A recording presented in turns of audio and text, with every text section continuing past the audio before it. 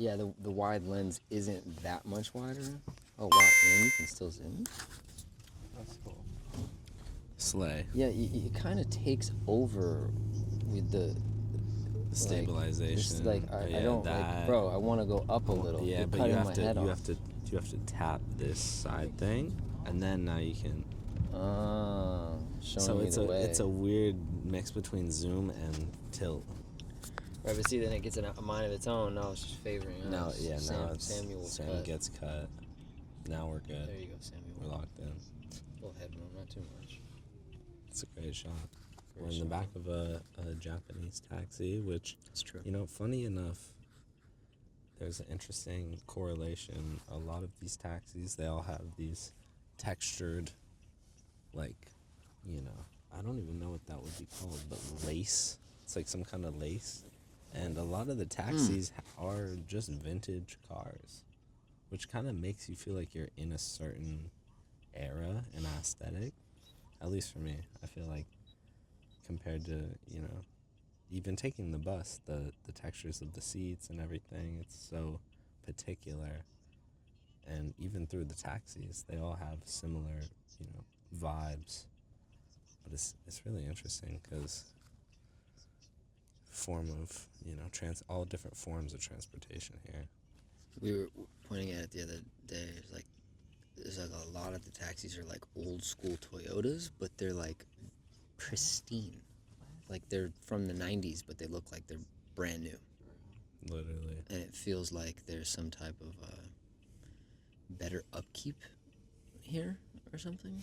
Right. Whatever they're doing. Like taxis in America will be like thrashed. Like, you know, an old Prius, and you're like, how to get this beat up so quick? 'Cause people come in it, and also people aren't respectful when they get into cars most times, so they'll leave stuff or, you know, trash the seats. And I feel like that's even a reason why they have certain things in these taxis, like to keep them clean and, yeah, more care and maintenance to a lot of different things here. Even the way they recycle and trash and everything like that, you have to be so specific about which one you're gonna put your trash in, and it makes you think consciously, like, wow, this is a plastic bottle, or wow, this is a glass bottle, or this is just trash, you know. And it seems like they're more focused on the simple things that really structure a better society.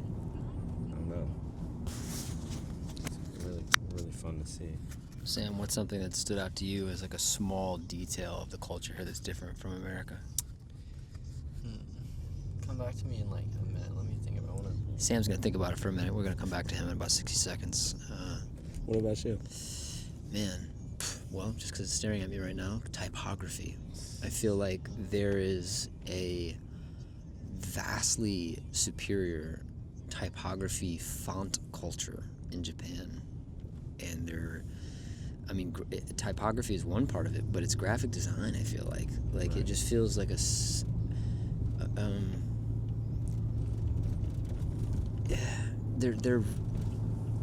an art form of space. So it's how you occupy space on the side of a building. It's how you occupy space on a branding moment on a side of a product. Right. But also, this is probably the main thing, is on their public service or public transportation, the bathroom, the logo is fire. The subway, the logo is fire. Right. It just feels like there's some kind of continuation of an ancient practice that I guess is the calligraphy practice. I would love to. This is what happened to me last year. Just like, I want to study. Like, how did I get like that? Right. How did we get like this? Why would two different peoples grow so differently across time? And like, what in God's name is going on? Literally. Yeah. I was thinking about two things, but right-hand drive is wild. Right. Like how everything's like, we're taking a left right now, but in America we would be going into the wrong side of the road. Crazy. And also it's like the fact that they're just switched is so interesting. Like Andrew, my homie back home, has this little car and it's right-hand drive. Just even driving that in America feels so weird, like being that far Oh, he has a right hand yeah, in America. yeah. So even like driving, and I've seen some people.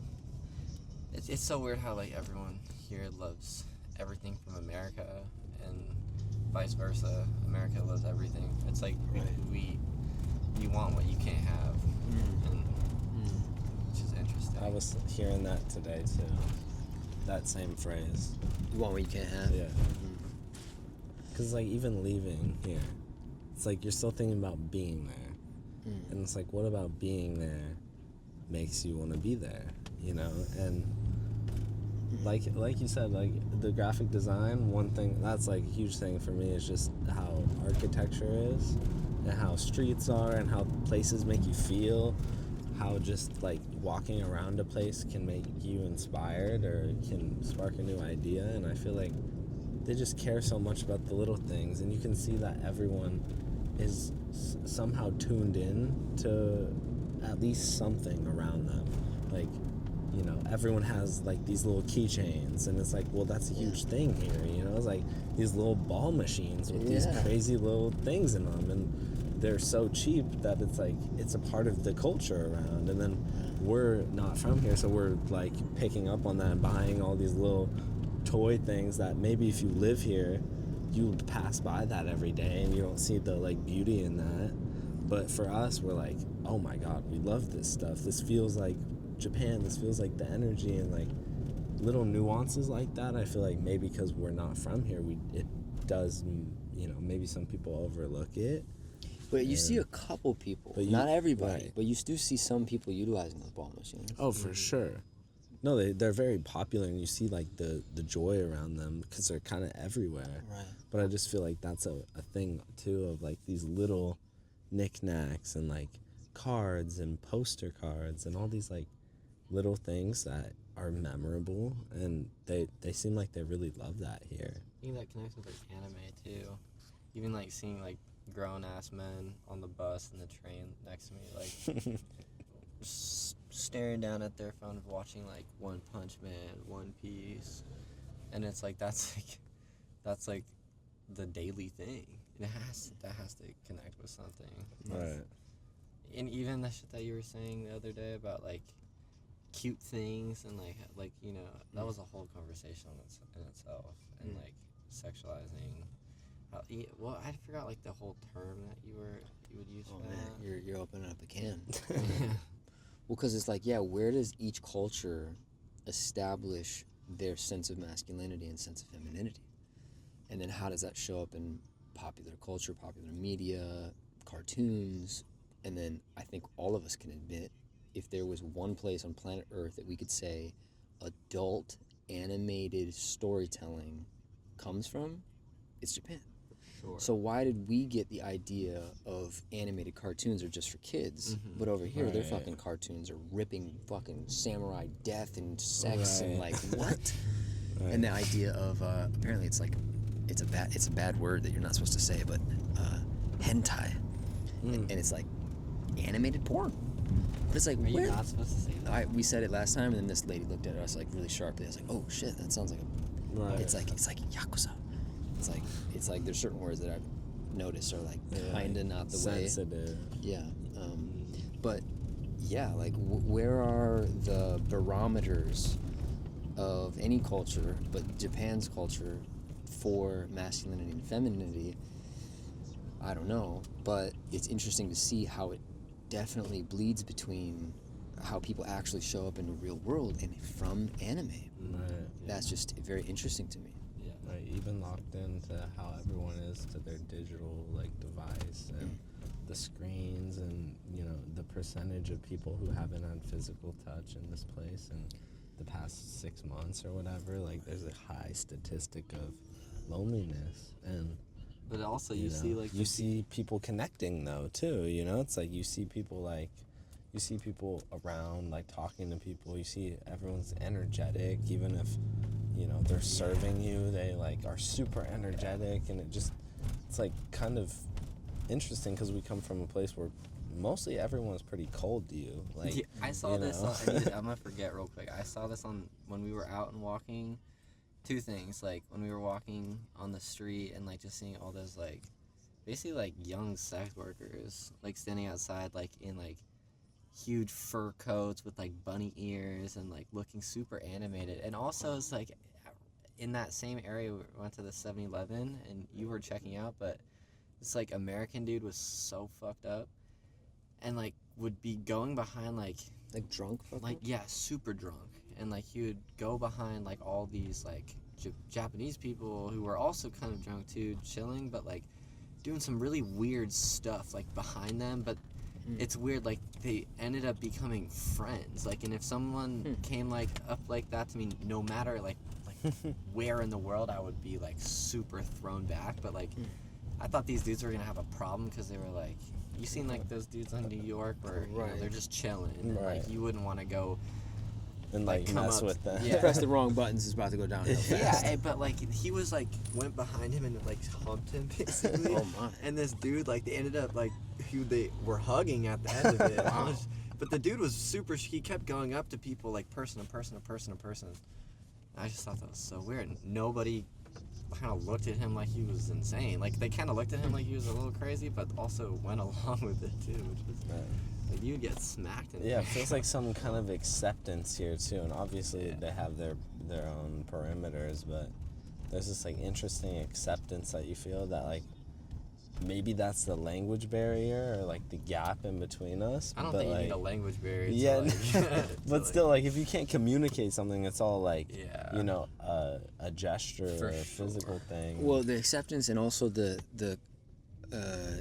it's almost like there's like a bubble around everyone a little bit more thickly than there is in America, where there's like people are kind of just minding their own business here a little bit more. Yeah. Right. And if you're wilding out, if you're quiet, it's kind of like it just reminds me of stoicism. Like stoicism is not too exaggerated this way, too exaggerated that way. It's this even keeled kind of social identity, so that when you do see someone that's very, whether their outfit is extraordinarily bold or they're, imagine if we saw a group of young people, late 20s, wilding out.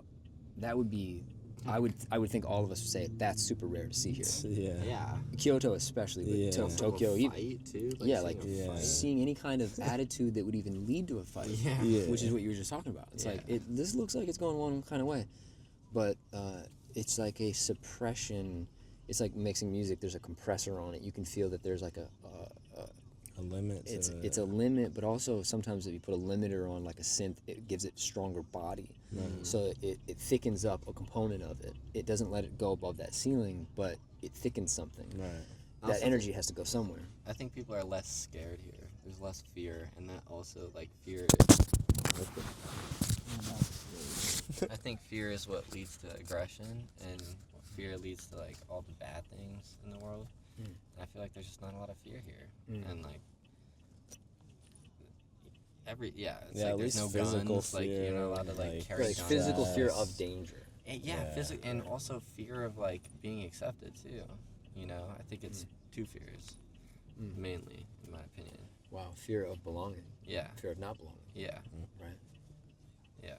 So, I mean, I wonder what it feels like to be from here, and then also have these like, because they feel so free, some people, and then you see like the people who are stylish, who have, they're wearing crazy stuff or whatever, and then you see the business people and you see the like different realities of that, and it's Also, crazy we gotta to have see. a conversation. Why are the toilets so much nicer here? Oh my Well, God. we're here. Cleanliness. Arigato Yeah, but also gozaimasu. everything about it. Arigato gozaimasu. Arigato gozaimasu. This on your oop? Yeah, it's Thank all you. good. Of course. Split squeeze. No, it's all good. Arigato gozaimasu. Alright. Let me check. Good little combo. Arigato gozaimasu. Good little 12-minute. Strong. Grazie. So here in like main poppin' area of Kyoto. Again, I don't know if this is downtown Kyoto or what. Where? That is crazy. Show us the way. Down this way? That way? Look at that.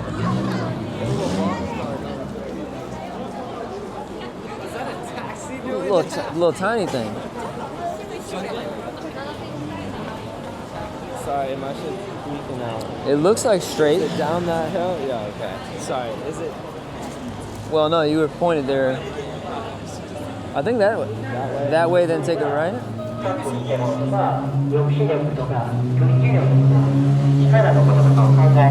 Well, base it off this main drag is probably this. Yeah, it's in there. Okay. Nolan with the strong directions. Young people, always. Oh.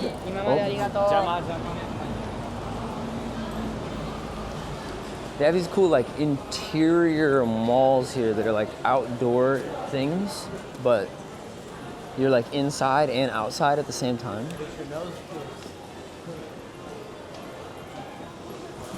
Yeah, anime store. Wonder what's up there. Micro pig house. Those are pigs. Well, I feel like we're about to be around a lot of stuff. Take care of yourself.